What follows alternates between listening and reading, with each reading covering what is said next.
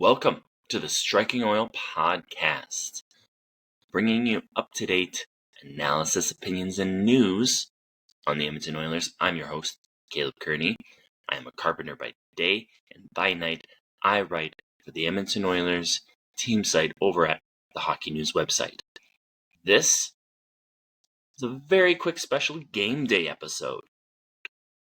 I'm going to preview the Oilers versus the Flyers, give some keys to the game, and just point out something new that the Oilers are doing in their locker room after game days. Pardon me. During or after games. Yeah, in the locker room after games. So, keys to tonight's game. I have 4 of them. 1, they need to come out the same way they did against Nashville, okay? Come out fast, furious, get some quick goals. It's going to be very key to earning another win, this time against the Flyers.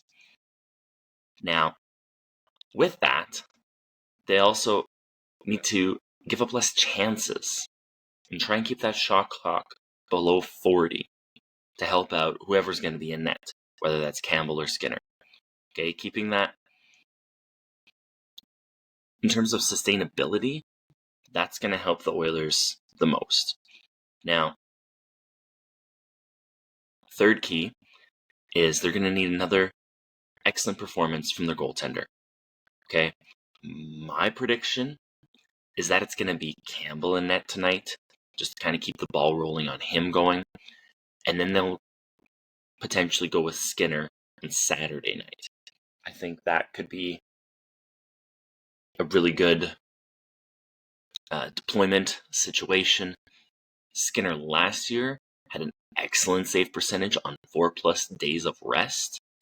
So that's essentially, he would have at least, he played last Saturday. That's over 4 days of rest.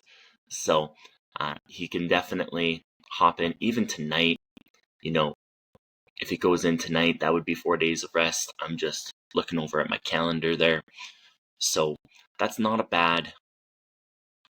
There's a chance he goes in tonight, but I think it's more likely that Campbell goes in tonight and they go with Skinner on Saturday. And I think everyone can agree with that. I think Campbell getting another start to get some more momentum, I think it's a good thing. I think the Oilers need to get another win here because they want to get moving in the same direction, so I don't think they're going to change a whole lot in their lineup, goaltending included.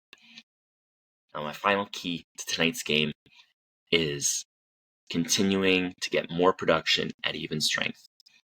We all know their power play is astronomically good, record-breaking last year.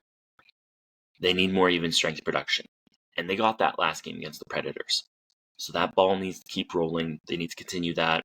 I think the lines play into that. I think their second line is fantastic, of Foegele, Hyman, Nugent Hopkins. I think they can be dangerous again tonight, especially if somehow Draisaitl and McDavid get shut down, which doesn't happen too often. And that's just what it is, That second line was excellent. The third line was pretty good too.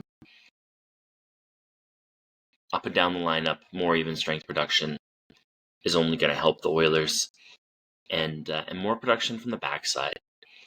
I think the only Oilers defensemen to get points so far are maybe Ekholm and Bouchard. I don't think Nurse has gotten anything. Broberg hasn't gotten anything yet. So this can be an opportunity to just sort of spread the wealth, have a real solid team game. They said that they wanted to tighten some things up, and this is a great opportunity to do that. Now, the other thing I wanted to chat about quick in this game day episode is players are now giving out different game awards this year. So it has always been one award in previous years. And, it's been to the player of the game. They get a helmet and like a biker jacket and super cool looking, very, very fun for them.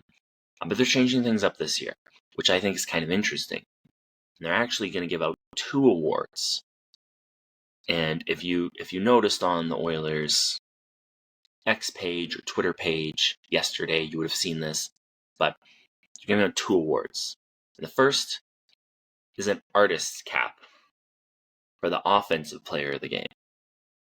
And then the second one is a plunger for the defensive player of the game. And I think that really speaks to the complete game that the Oilers are looking for, both the team and the coaching staff, that they're looking for. They want to play good offensively and good defensively.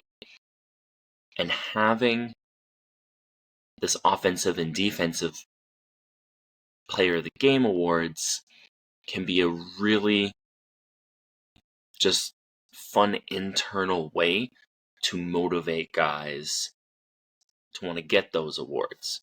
So I think it's a very creative and interesting motivator. I think awards do motivate people, even if in public people will say they don't.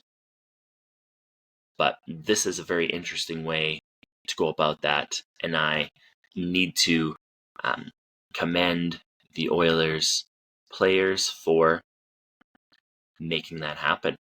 And it will be interesting to see,